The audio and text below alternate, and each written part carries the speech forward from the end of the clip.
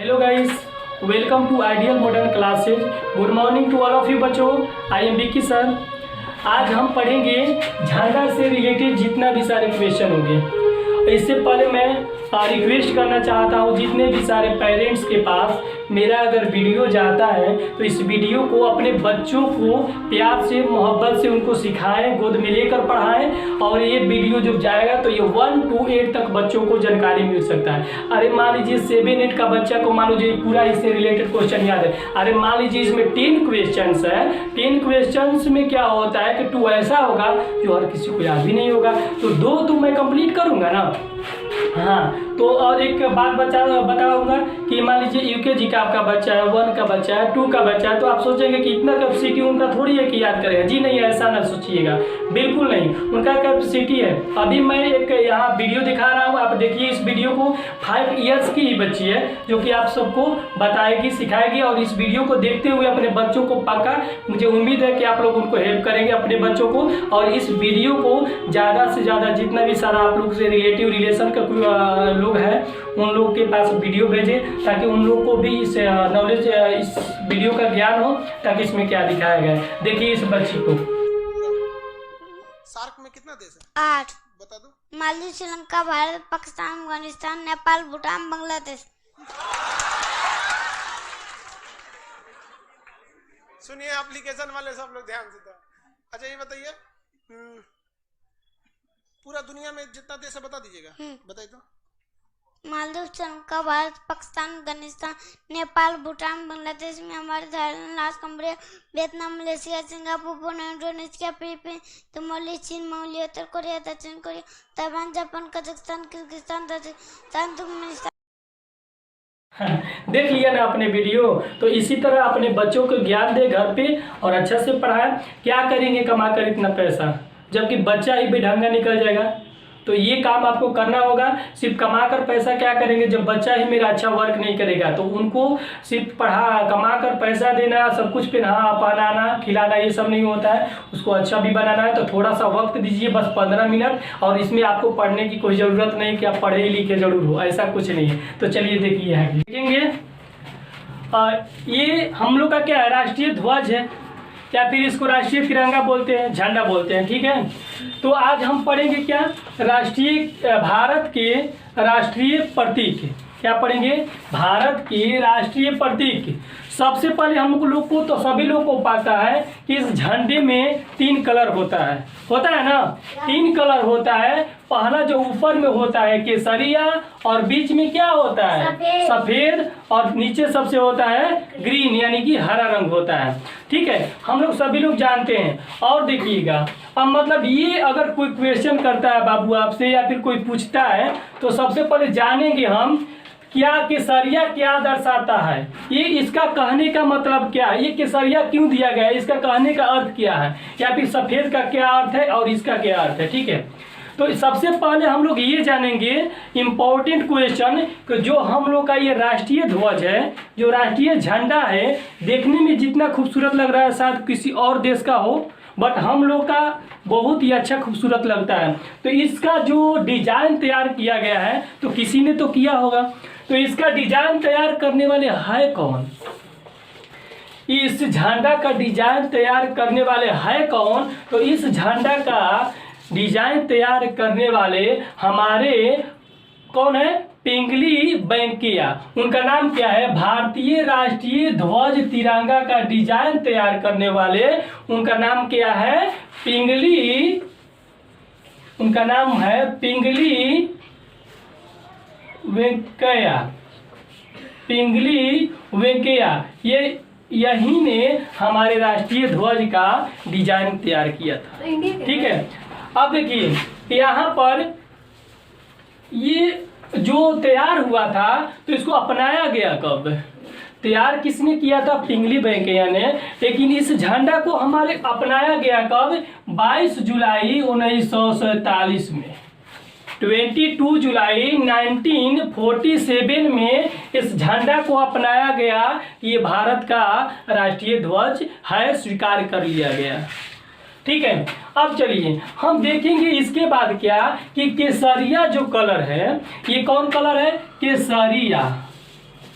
ये केसरिया जो ऊपर कलर होता है, इसका कहने का अर्थ क्या है, ये क्या कहता है? तो देखिए ये केसरिया क्या कहता है, ये ताकत, साहस और बलिदान, यानी कि ये ताकत, साहस और बलिदान का ये अर्थ दर्शाता है।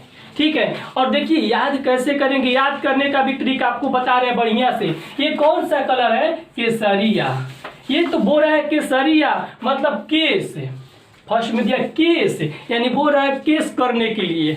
जब केस करने के लिए, तो केस के लिए क्या करना पड़ेगा? ताकत लगाना पड़ेगा, साहस लगाना पड़ेगा, बलिदान का जरूरत होगा। बस याद हो जाएगा, कुछ नहीं, इसका नाम पे डिपेंड किया। याद रखिए केस कर रहा है करने के लिए, तो केस के मतलब क्या हो गया? केसरिया दर्शाता है कि हम लोग का ताकत का, बलिदान का और क्या साहस का। क्या अलग से हट के याद करना है? कुछ नहीं, बस याद रखना है वर्ड केस। केस करने के लिए ताकत चाहिए, चाहिए ना। अब चलिए चलते हैं इसमें। ये सफेद रंग है, बीच में जो मेरा पार्ट होता है क्या होता है? सफेद होता है। तो ये जब बीच वाला पार्ट सफेद होता है तो जानते हैं हम लोग क्या बोलते हैं?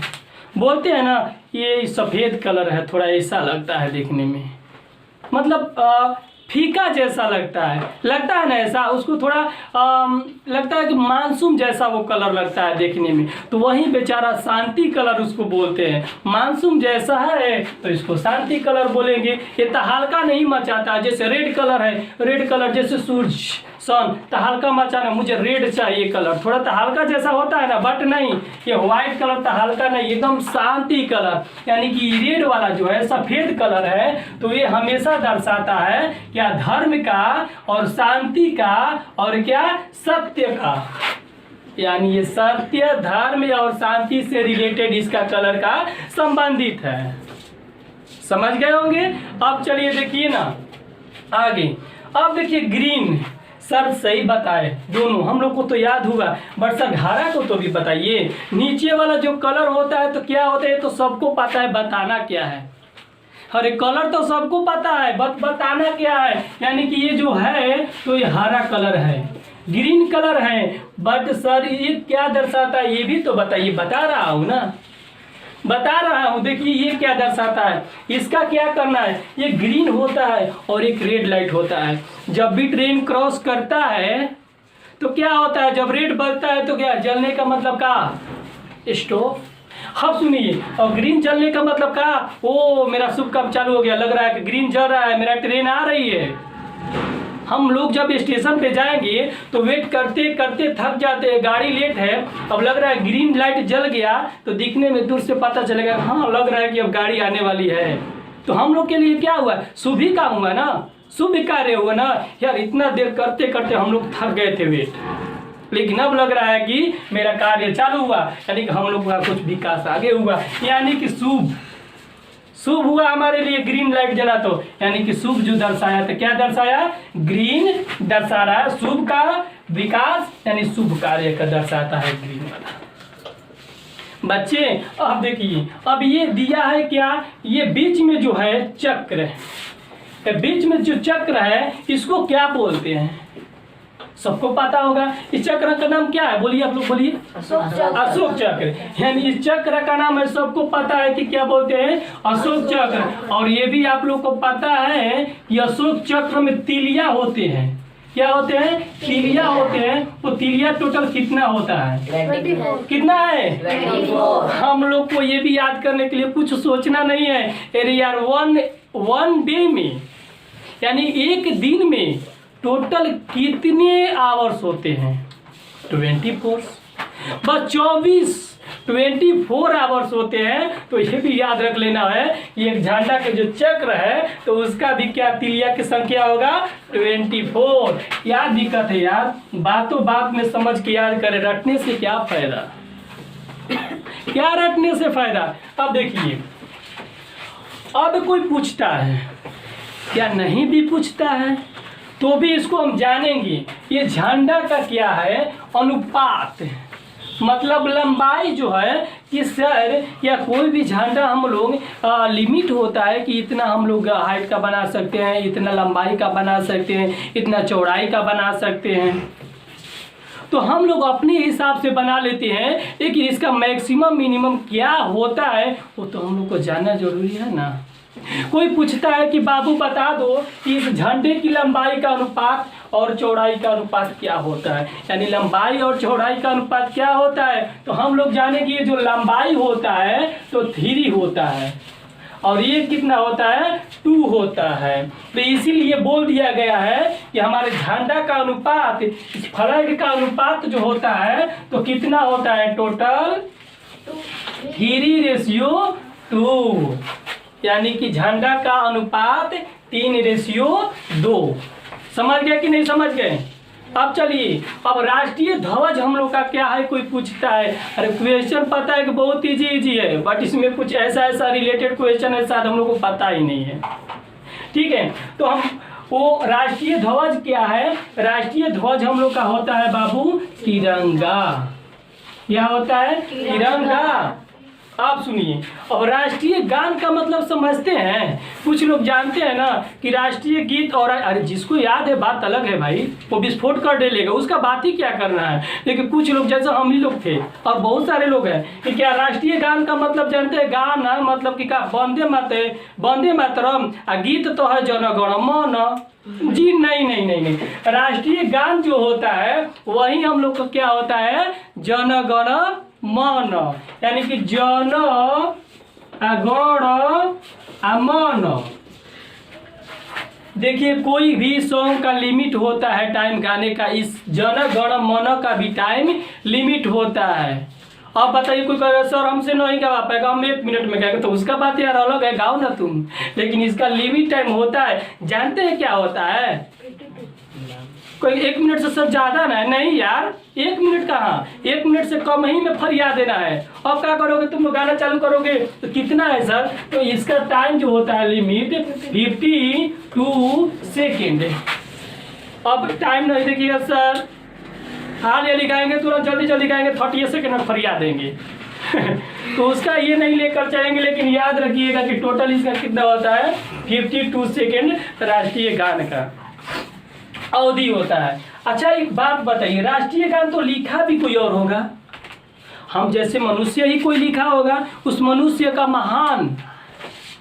उन महान मनुष्य का, उन महान महापुरुष का नाम क्या है, तो जो लिखा है राष्ट्रीय गान जन गण मन अधिनायक जय है, उसने लिखा है, उनका नाम जानते हैं क्या है, उनका नाम बोलिए तो सब लोग, वेरी गुड। अब यानी कि नाम उनका है लिखने वाला रविंद्रनाथ टैगोर,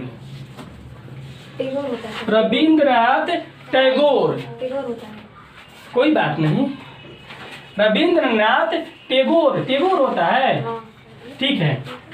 राष्ट्रीय जो गान है लिखा है किसने, रविंद्रनाथ टैगोर। समझ गए ना। अब चलिए इसके बाद क्या है, राष्ट्रीय गीत क्या होता है सर, तो जानते हैं राष्ट्रीय गान सबको याद होता है, राष्ट्रीय गीत ना याद होता है। अभी भी सुनेंगे तो 10 लोग सुनाएगा, 5 लोग का नहीं आएगा, या फिर 5 लोग को आएगा 10 लोग का गाए। तो यानी राष्ट्रीय गीत जो होता है वही होता है जो वंदे मातरम सुजलाम सुफलाम होता है, ठीक है, यानी होता है वंदे मातरम, ये आपका राष्ट्रीय गीत होता है। इस भी राष्ट्रीय गीत का गाने का लिमिट टाइम होता है, पता है क्या होता है, कितना होता है, ये भी जो गाया जाता है तो 65 सेकेंड, 65 सेकेंड बोलिए, या फिर बोलिए 1 मिनट, या फिर 5 सेकेंड। यानी कि राष्ट्रीय गीत वंदे मातरम 65 सेकेंड में गाया जाता है। और इसको किसने लिखा हमें याद नहीं, आप लोग को याद है क्या, याद है तो बताइए क्या, वाह क्या बात है, यानी कि बंकिम चंद्र चटर्जी,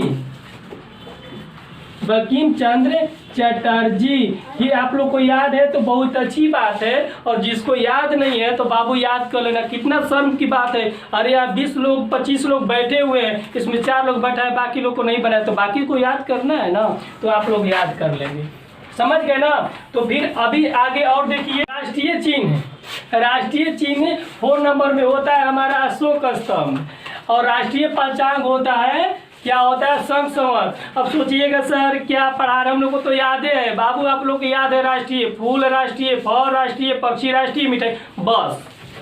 लेकिन ये पूछ दिया जाए, नहीं याद है, याद था भूल गए, नहीं, इसको भी याद करना है, यानी कि साथ में सब याद करना है। अब देखिए राष्ट्रीय नदी, नदी तो बहुत सारा है, लेकिन किसी भी छोटा बच्चा से पूछे राष्ट्रीय नदी का एगो नाम बोलो तो जानता नहीं है राष्ट्रीय नदी है, लेकिन गंगा नदी, अरे हमारा राष्ट्रीय नदी है तो याद रहेगा नहीं जी, कितना गर्व की बात है, गंगा नदी, कितना नाम भी खूबसूरत। अब देखिएगा ध्यान से, अब राष्ट्रीय वाक्य राष्ट्रीय वाक्य होता है जो सत्यमेव जयते, राष्ट्रीय पशु होता है बाघ, राष्ट्रीय मिठाई जलेबी, कितना लोग बोलेगा लड्डू, क्योंकि सरस्वती पूजा को मिलता है लड्डू, नहीं, क्या होता है राष्ट्रीय मिठाई जलेबी। अब देखिए राष्ट्रीय पक्षी होता है, राष्ट्रीय फूल होता है, राष्ट्रीय फल, राष्ट्रीय वृक्ष होता है बरगद, राष्ट्रीय वृक्ष होता है बरगद।